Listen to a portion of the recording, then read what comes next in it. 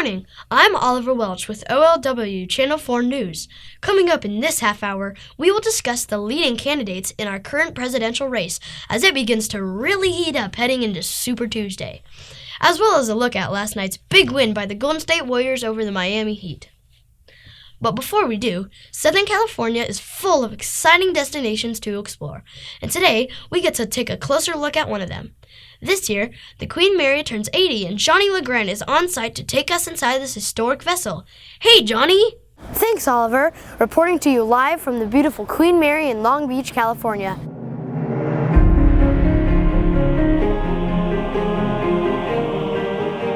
Construction on the Queen Mary began in 1930 in the town of Clydebank, Scotland, and took over 4 years to complete.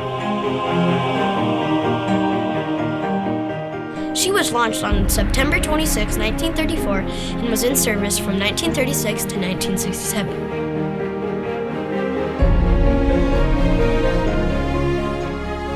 I am happy to name the ship the Queen Mary.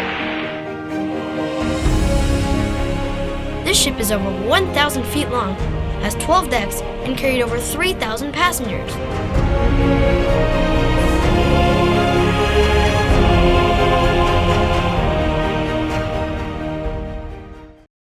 Let's go explore this magnificent ship. These smokestacks are like exhaust pipes on a car. But the Queen Mary needed 3 of them, and each of them were 36 feet deep and 23 feet wide. 23 feet? That's almost 2.5 times the distance from the basketball goal to the free throw line. Welcome to the bridge. This is where the captain directs the ship. This ship can go up to 33 miles per hour. This is where the captain would steer the ship, control the speed, and look out for dangers ahead. Twice a day, barring heavy weather, the captain still entertained the guests. The type of guests included nobility, statesmen, and celebrities.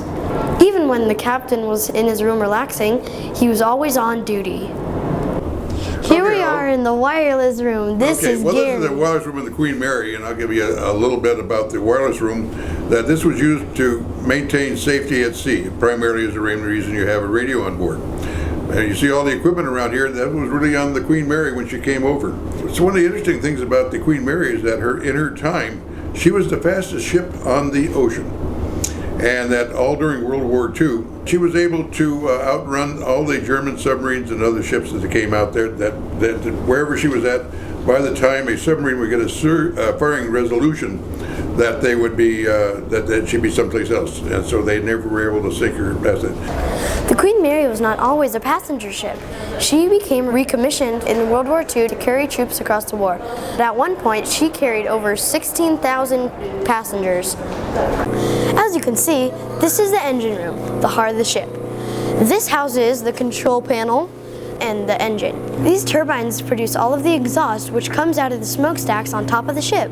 As Gary was saying up in the wireless room, this produces the speed it needs to be fast. Well, looks like we found the propeller. There are 4 of these bad boys pushing the ship around. From the Queen Mary, Johnny LeGrand reporting back to you in the studio, Oliver. Thank you, Johnny. I think, though, that you may have skipped over an important part of the history of the Queen Mary. Isn't the ship supposed to be haunted? See any ghosts down there in the propeller room?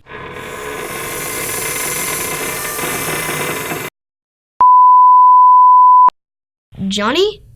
Still there? We'll be back after these messages.